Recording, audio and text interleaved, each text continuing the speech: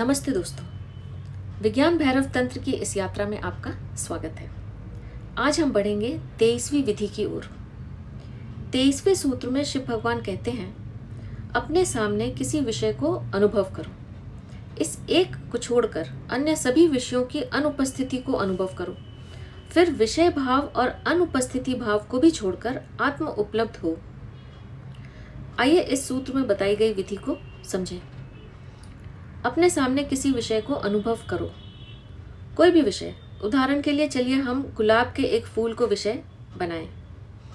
देखने से काम नहीं चलेगा, अनुभव करना है। अतीत बीच में आएगा, गुलाब से संबंधित सारी बातें हमारे मन में आएंगी।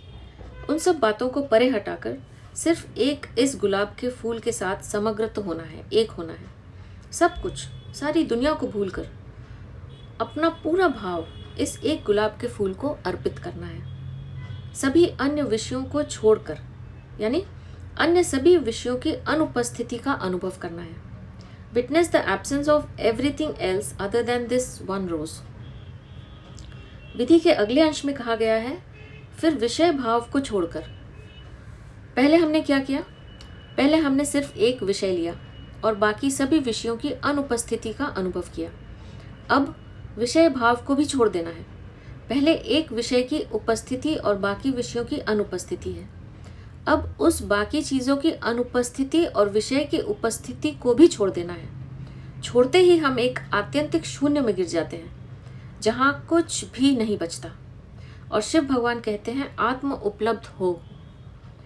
इस शून्य को, इस नाकुछ को उपलब्ध होने की ही बात कर रहे हैं, जो हमारा स्वभाव है। यही शुद्ध होना है। सीधे शून्य तक पहुंचना कठिन होगा, इसलिए शिव भगवान ने विषय के माध्यम द्वारा पहुंचने की बात की है इस विधि में। पहले एक विषय को मन में लेना है और उसे समग्रता से अनुभव करना है, और किसी अन्य चीज को याद रखने की जरूरत नहीं। जब हमारी समस्त चेतना इस एक विषय में भर जाती है, तब इस विषय को भी छोड़ देना है, भूल जाना है, और वहां प्रवेश करना है जहां कुछ भी नहीं है, सिर्फ हमारी आत्मा है। यह शुद्ध अस्तित्व ही हमारा स्वभाव है। जैसे एक दिया है, उसके सामने कुछ भी वस्तु रखने से वही वस्तु प्रकाशित और बाकी सारी वस्तुएं अंधकार में यानी अनुपस्थित होती हैं। उस वस्तु को भी हटाकर जब हम देखते हैं तो दिए के लिए कुछ भी नहीं बचता। क्या बचता है? सिर्फ प्रकाश बचता है। यही बात हमारी चेतना के लिए भी सही है। हम क्या हैं? हम प्रकाश ही तो हैं। We are the light.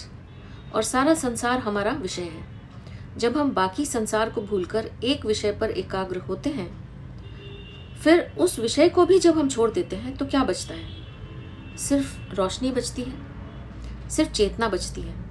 अब वह रोशनी किसी वस्तु को प्रकाशित नहीं कर रही है। यही परम एकांत है। ब्रह्म ज्ञान, आत्मज्ञान या निर्वाण या केवल्य, इसी को कहते हैं। इस सूत्र में शिव भगवान कहते हैं, आत्म उपलब्ध हो जाओ। तो यह थी 23वीं विधि।